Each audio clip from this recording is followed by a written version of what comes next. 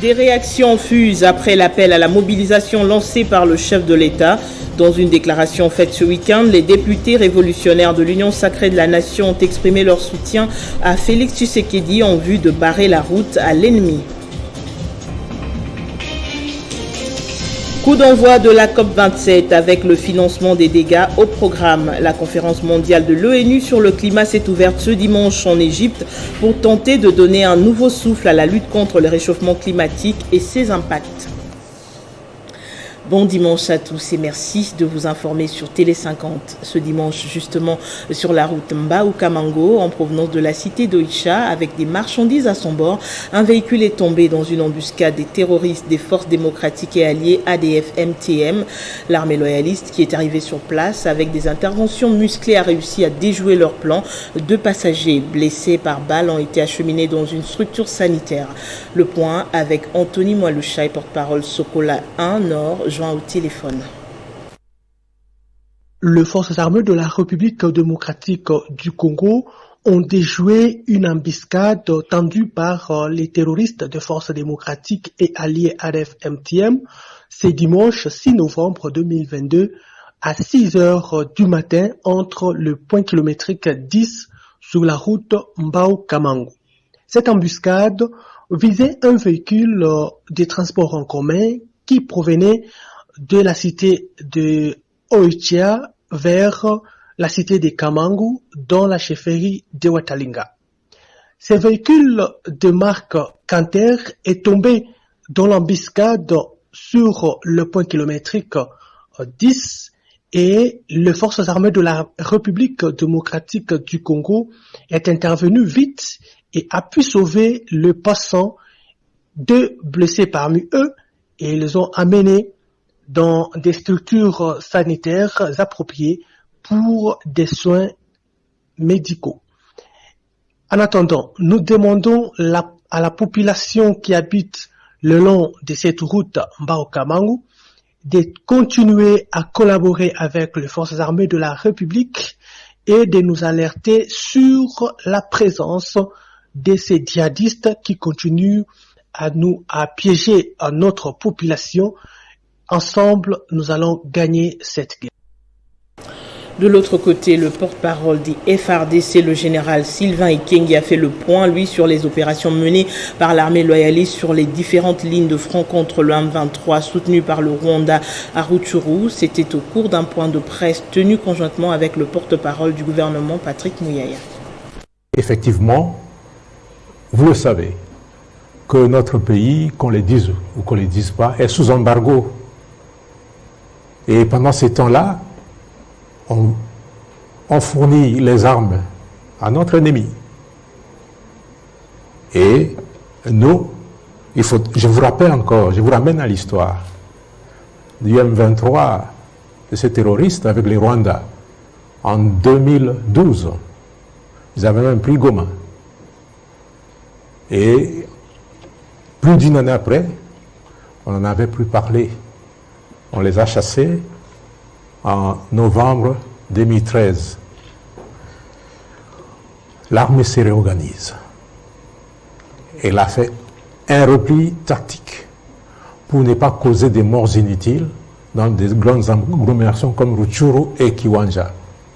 Et aujourd'hui, nous sommes là et on va tout mettre en œuvre pour que nous puissions récupérer tout l'espace conquis aujourd'hui par le Rwanda, puisque les M23 n'ont même pas d'effectifs, ils n'ont même pas de moyens. Mais tout ce qui est là, ce sont les militaires rwandais et leurs équipements.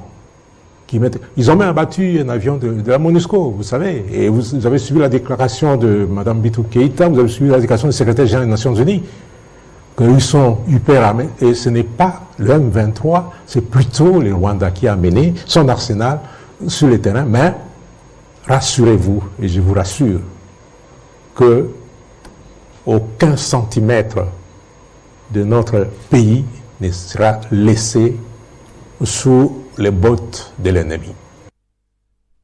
Dans l'actualité également, après avoir sensibilisé les élus à l'hémicycle du Parlement, le président de l'Assemblée nationale, Christophe Mbosso, a sensibilisé également la population à demeurer vigilant et à soutenir les FRDC afin que règne la paix en perspective des échéances prochaines 2023. Après la mobilisation lancée aux députés nationaux d'être tous derrière le chef de l'État Félix-Antoine Tshisekedi Tshilombo pour faire face aux agresseurs qui sont le Rwanda et l'Ouganda, le président de l'Assemblée nationale Christophe Mbosso Kodia a cette fois-ci sensibilisé les cadres de sa formation politique sur la situation sécuritaire du pays. Il appelle ces derniers à soutenir le chef de l'État et les institutions du pays, surtout en ce moment.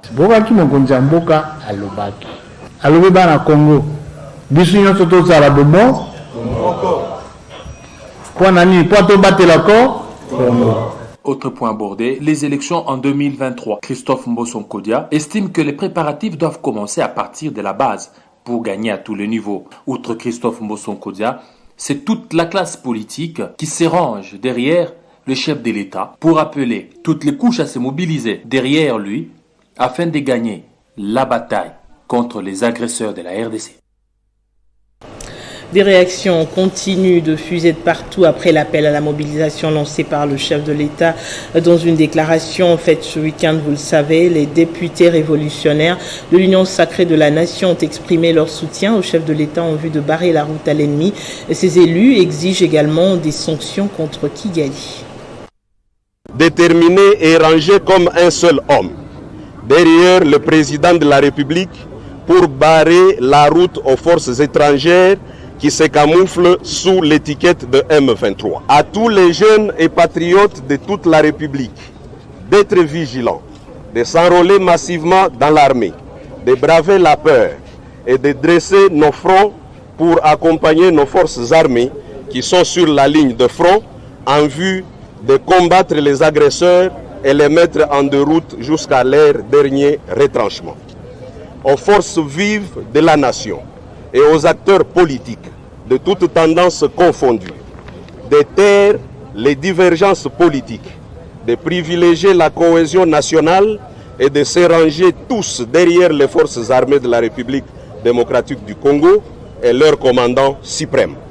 Au gouvernement de la République de ne ménager aucun effort, de doter notre armée de moyens conséquents en veillant sur la traçabilité et la transparence, d'identifier et punir sévèrement tous les traîtres qui œuvrent au sein de notre armée et qui ne cessent de jouer le jeu de l'ennemi, de n'envisager aucune intégration des ennemis de la République dans les institutions de la République, y compris l'armée. À la communauté internationale, l'Union africaine et les organisations sous-régionales de jouer le franc jeu et d'imposer des sanctions sévères à l'endroit du Rwanda qui ne cesse de faire couler le sang des Congolais et de piller les richesses de notre pays.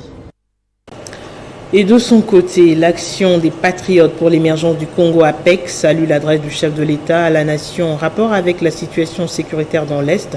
Ce parti de l'Union sacrée dit soutenir les efforts du président pour le retour de la paix.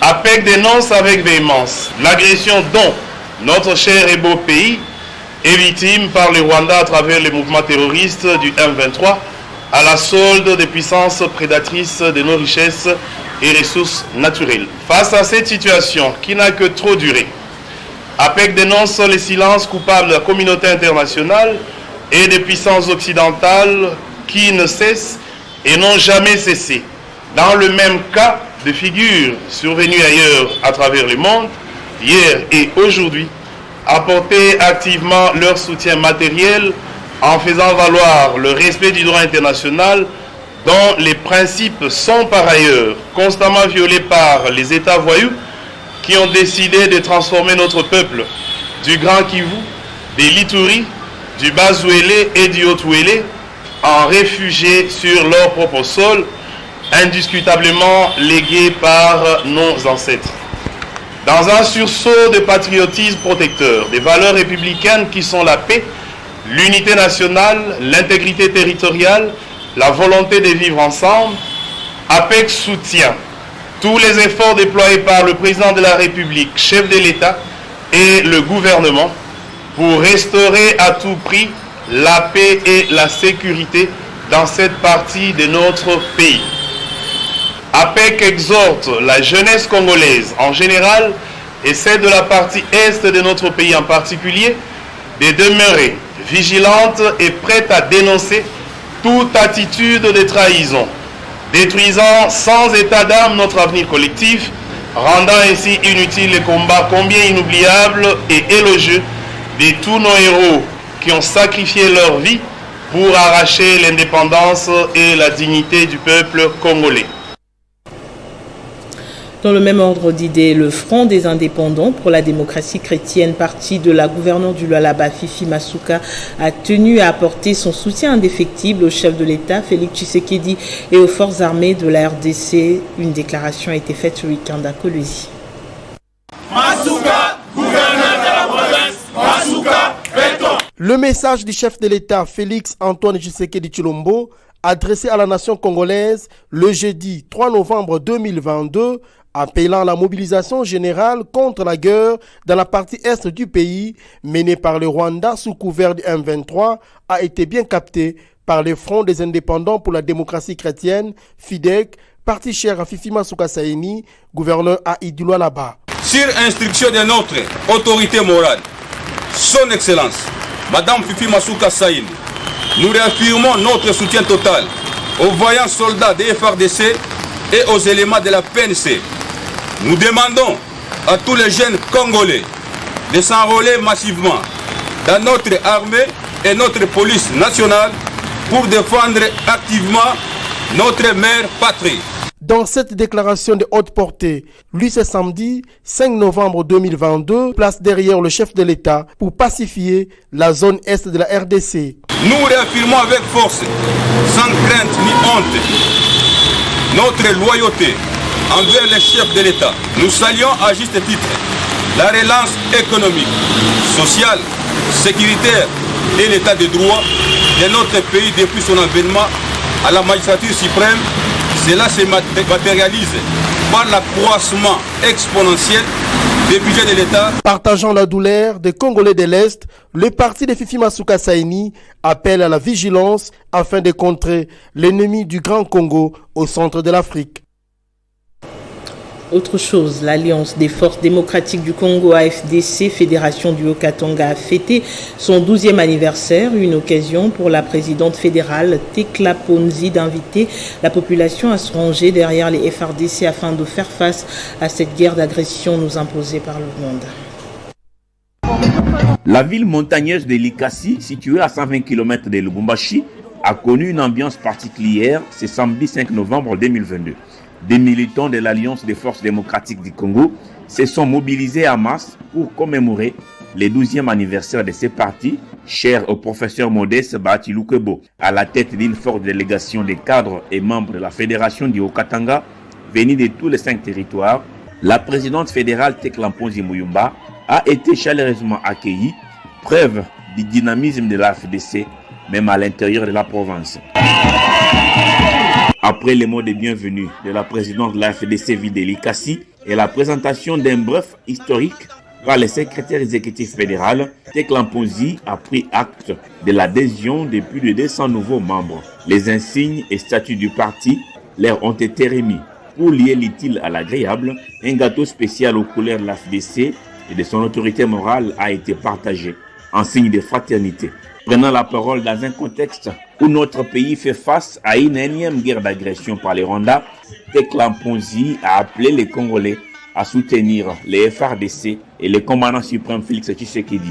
Au peuple de Likasi en particulier, mais sinon le peuple du Haut-Katanga ou de la République démocratique du Congo en général, d'être derrière le président de la République qui est en train de se battre jour et nuit pour mettre fin à la guerre qui sévit dans l'est du pays. Et dit être venu à Likasi pour demander à tous les militants et cadres de l'AFDC d'œuvrer sans relâche pour la réélection de Félix Tshisekedi en 2023, selon la recommandation de leur autorité morale, Modeste Bahati Lukwebo. Depuis sa nomination à la Fédération du Haut-Katanga, Tekla Ponzi ratisse large pour faire rayonner l'AFDC en vue des élections générales de 2023.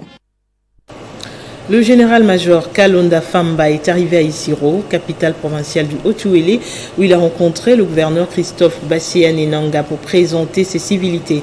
Le nouveau commandant du secteur opérationnel Ouélé y est allé pour faire la remise et reprise avec le sortant, le général Isaki Seboué.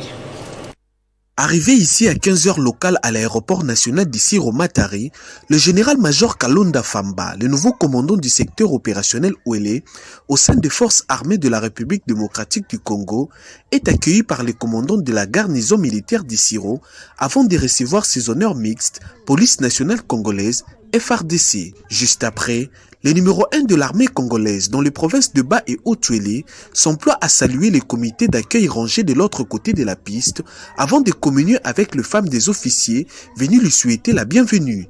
Après cette escale au salon d'honneur de l'aéroport, l'officier général et sa suite rejoignent la résidence officielle du gouverneur de province pour présenter des civilités à l'autorité provinciale Christophe Bassiane-Nanga.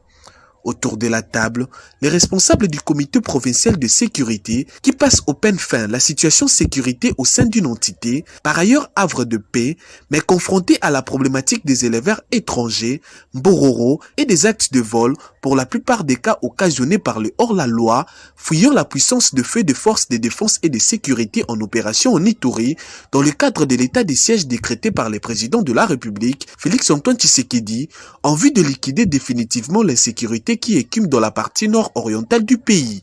Pour rappel, le général-major Kalonda est secondé par les deux adjoints, le général-brigade Pierre Bagné-Sizé et le colonel Simon Koulou. La nouvelle équipe remplace les généraux Kisembwe et Moyo, affectés sur d'autres zones. La 27e conférence de l'ONU sur le climat COP27 qui s'est ouverte ce dimanche rassemble quelques 200 pays pour 2 semaines au chevet d'une planète frappée par les catastrophes.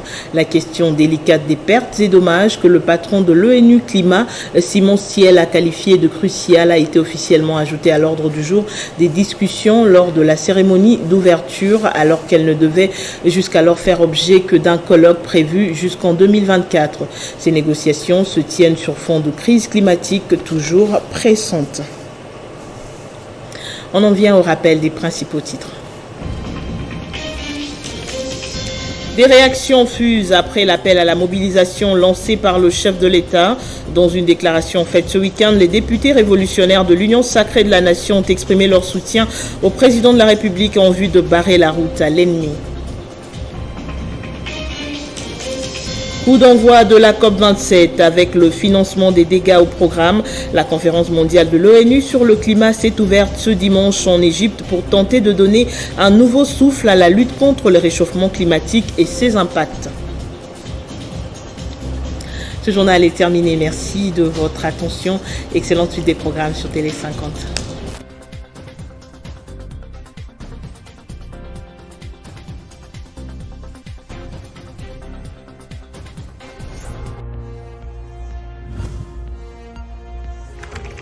L'actualité reste en continu.